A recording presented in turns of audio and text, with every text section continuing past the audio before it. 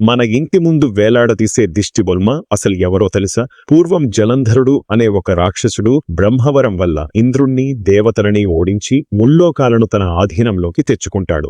దేవదేవులు నారదుడిని సహాయం అడగడంతో నారదుడు ఆ రాక్షసుడి దగ్గరకు వెళ్లి తన అహం దెబ్బతినేలా, నువ్వు దేవదేవులను ఓడించి ముల్లోకాలనైతే జయించావు, కాని మీ దగ్గర పార్వతీలాంటి శక్తివంతమైన స్త్రీ అయితే లేదు కదా అని ఎగతాళిగా అంటాడు. దాంతో అహం దెబ్బతిన్న జలంధరుడు పార్వతీదేవిని తనకిచ్చేయారండ సందేశం పరమశివుడికి రాహు ద్వారా పంపిస్తాడు. ఆ మాట విన్న పరమేశ్వరుడు ఉగ్రరూపుడై తన మూడో కన్ను తెరవడంతో కీర్తిముఖ అనే ఒక రాక్షసుడు బయటకు వచ్చి రాహును తినేయబోతాడు. వెంటనే రాహు శివుడి కాళ్ల మీద పడి తాను కేవలం జలంధరుడు సందేశాన్ని మోసుకొచ్చిన దూత మాత్రమే అని ప్రాధేయపడటంతో శివుడు రాహువును క్షమించి కీర్తిముఖుడిని ఆపేస్తాడు. కాని కీర్తిముఖుడు ఆకలి అంతకి ఎక్కువ అవటంతో, పరమేశ్వర, నా వల్ల కావట్లేదు, నా ఆకలి తీరడానికి నేను ఎవరిని తినాదో ఆదేశించండి అని శివుణ్ణి కోరగా, శివుడి కీర్తిముఖుడితో నిన్ను నీవే తినేసుకో అని ఆదేశించడంతో శివుడి ఆజ్ఞ మేరకు ఒక్క తలభాగం తప్ప మిగిలిన శరీరం మొత్తాన్ని తినేసుకుంటాడు. అయితే తన ఆజ్ఞను గౌరవించి శిరసావహించినందుకు